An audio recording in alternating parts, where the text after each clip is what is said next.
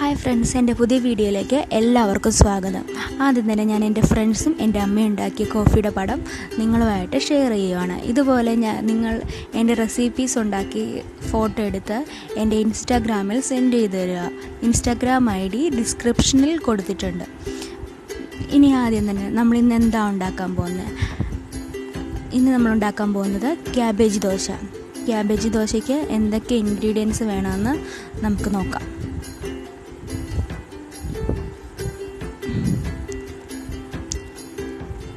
ആദ്യം തന്നെ ഈ ഒരു ഗ്ലാസ് അളവിൽ ഒരു ഗ്ലാസ് അരി ഞാനൊരു 5 മണിക്കൂർ നേരത്തേക്ക് സോക്ക് ചെയ്യാൻ വെക്കുവാണ്.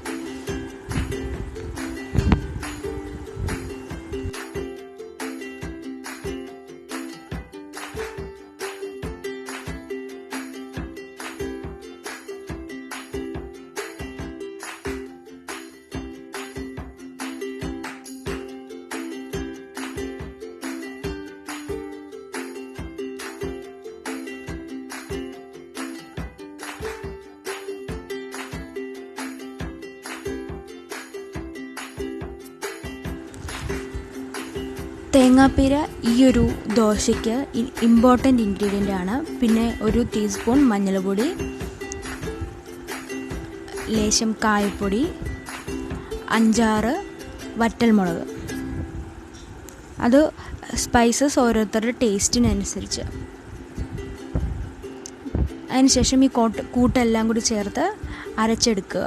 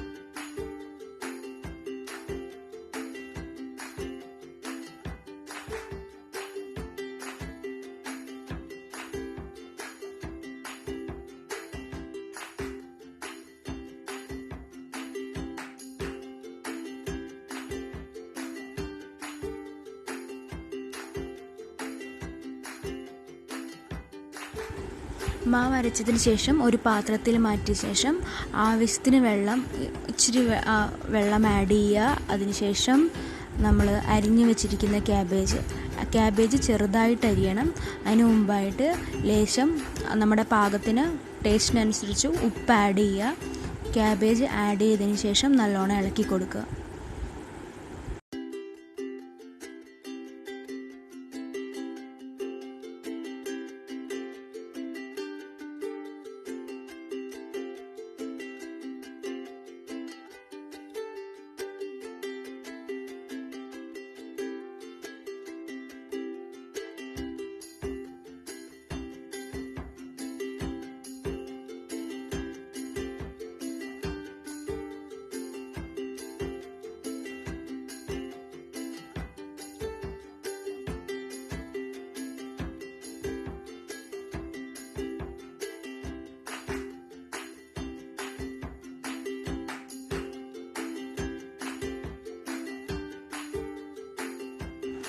മാവ് റെഡി ആയിട്ടുണ്ട്. ഇനി അടുത്തത് നമുക്ക് ദോശക്കല്ല് ചൂടായതിനു ശേഷം ഓരോ ദോശയായിട്ട് ചുട്ടെടുക്കാം.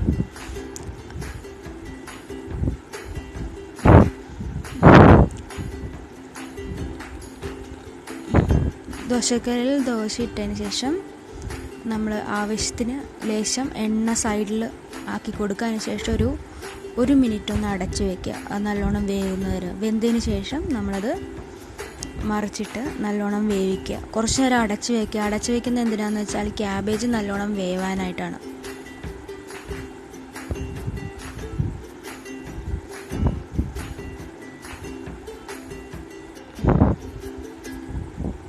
അങ്ങനെ നമ്മുടെ സ്വാദിഷ്ടമായ ക്യാബേജ് ദോശ റെഡി ആയിട്ടുണ്ട്.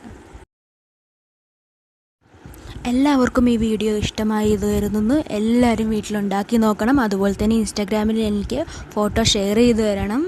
അതുപോലെ തന്നെ സബ്സ്ക്രൈബ് ചെയ്യുക, സപ്പോർട്ട് ചെയ്യുക, ലൈക്ക് ചെയ്യുക, ഷെയർ ചെയ്യുക. Thank you.